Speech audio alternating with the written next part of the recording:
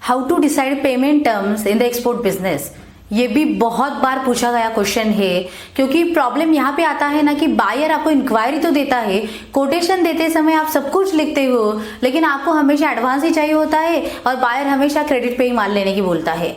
और इसके चक्कर में सवाल ये आता है, how I can decide the payment terms in my export business. So चलो हम देखते हैं पेमेंट टर्म्स एक्सपोर्ट बिजनेस में एक तो कौन से यूज किए जाते हैं और फिर आप उसमें कौन से डिसाइड करके चलोगे। हाय दोस्तों, I am KD Sushma. I am author, trainer, exporter and business coach. I am on a mission to create 10,000 exporters by 2025। और अगर आपने मेरा YouTube चैनल सब्सक्राइब नहीं किया है, प्लीज सब्सक्राइब दैट, ताकि आपको एक्सपोर्ट के बहुत सारे वीडियो पता चलेंगे, मतलब नॉलेज मिलेगा, कॉन्फिडेंस आएगा और आप एक्सपोर्टर जरूर बनेंगे। सो जैसे हमने आज का ही टॉपिक लिया है, आपके पेमेंट टर्म्स कैसे सिलेक्ट की जाती है और कौन से चूज करके हम आगे जाए तो ज्यादा फायदा हो सकता है। तो इसके पहले हमें जानना पड़ेगा what are the payment terms used in the international business. So जैसे हम डोमेस्टिक की बातें करते हैं तो क्या पता चलता है कि डोमेस्टिक में एडवांस भी दिया जाता है, लिया भी जाता है, क्रेडिट टर्म्स भी होती है या फिर एलसी भी यूज की जाती है। सेम थिंग इंटरनेशनल में भी एडवांस, क्रेडिट एंड एलसी ऐसे तीनों पेमेंट टर्म्स भी यूज की जाती है। लेकिन इन शॉर्ट अगर कहा जाए तो terminology is different how they are used in the international business. फिर क्या बोला जाता है, एक तो पहला आता है कि एडवांस पेमेंट। ये तो सबको पता है कि advance is also the payment term, और आपका माल आप एडवांस पे भी बेच सकते हो, चाहे वो 0% से 100% तक भी हो सकता है, 10% से लेके 50% तक का भी हो सकता है। तो ये आपके और आपके कस्टमर के बीच में है कि आप कितना एडवांस मांगोगे और वो कितना देने के लिए तैयार है। So that is one payment term. Second आता है डीपी। डीपी का मतलब होता है डॉक्यूमेंट अगेंस्ट पेमेंट।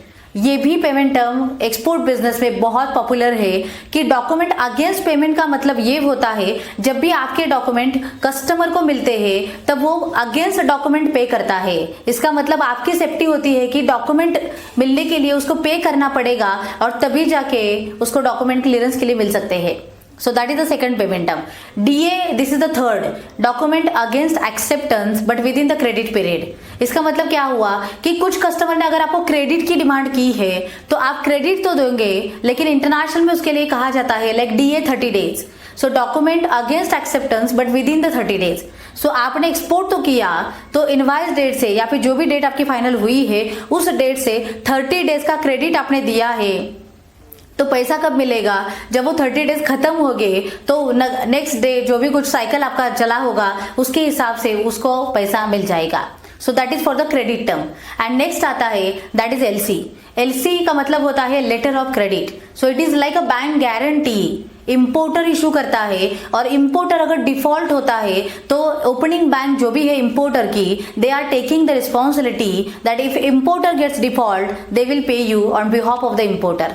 सो ये एलसी पेमेंट टर्म भी है। अभी ये वीडियोस में सिर्फ हम बातें कर रहे हैं कि पेमेंट टर्म कौन सी होती है, आपके लिए फिजिबल क्या है। एलसी के बारे में बताने के लिए मैं दूसरा सेपरेट एक वीडियो देने वाली हूँ जहां पे आपको पूरी लेटर ऑफ क्रेडिट की जानकारी पता चलेगी। So coming to the point of payment terms, advance, DP, DA and LC, ये जो भी हमने 4 पेमेंट टर्म्स देखे उसमें फिर आपके लिए सुटेबल क्या है। तो payment terms are always link with the Incoterms and they are yes always link with the कि आपका प्रोडक्ट क्या है और आप कौन से मार्केट को बेच रहे हो, तो उसके अकॉर्डिंगली भी बहुत सारे पेमेंट टर्म्स चेंज हो जाती है। हमेशा डिमांड होती है कि मुझे एडवांस चाहिए, लेकिन एडवांस देने के लिए क्या आप उतने सुटेबल हो क्या कि कस्टमर इमीडिएटली फर्स्ट ही कंसाइनमेंट के लिए आपको एडवांस दे, तो ये भी चेक करने की जरूरत है। Then yes you can use for the DP as well. DP document against payment होता है, तो थोड़ा रिस्क आपका हुआ और थोड़ा रिस्क उसका भी हुआ। Otherwise you can use the payment terms in the combination. So मैंने एडवांस भी थोड़ा सा दिया है, 20% एडवांस मांगा है या फिर 30% डीपी के अगेंस्ट हुआ और 50% अगेंस्ट द क्रेडिट गया। सो इस केस में क्या हुआ कि आप भी सिक्योर हो और वो बंदा भी सिक्योर है, तो विन विन सिचुएशन से ही गेम को प्ले किया जा सकता है। और इसीलिए हमेशा रिकमेंडेड है either use the payment terms in the combination और either was directly based on the terms condition and the factors जैसे मैंने अभी कहे हैं। So I hope you are getting the clarity what are the payment terms in the international business, how you can use that payment terms for the better deal and for your journey. तो चलो फिर payment terms तो पता चले, अरे ऐसे सब कुछ बातें पता चलेगी, लेकिन उसके लिए आपको स्टडी की जरूरत है और सिर्फ समझने से कुछ नहीं होगा, उसके लिए एक्शन भी लेना जरूरी है। बहुत बार ऐसे इतने सारे लोग मुझे पता है जो मेरा भी ट्रेनिंग लेते हैं, सब कुछ पता है, लेकिन एक्शन लेने के जाने के समय पे नहीं, चलो अभी बाद में देखते हैं, नहीं तो बाद में करेंगे, अरे ऐसे होता है वैसे होता है, ऐसे निगेटिविटी को बढ़ावा देते हैं। नहीं तो फिर मार्केट में आपको भी पता है, शायद सुनने वाले कितने सारे लोग अभी भी ऐसे होंगे कि जिन लोगों ने सब कुछ जानकारी ली है लेकिन फिर भी एक्सपोर्ट नहीं चालू किया। और इसीलिए मैं हमेशा कहती हूँ ना कि कोई तो आपके पीछे खड़ा होने वाला चाहिए, ताकि वो आपको पुश कर सके, वो आपको गाइड कर सके, सपोर्ट कर सकते।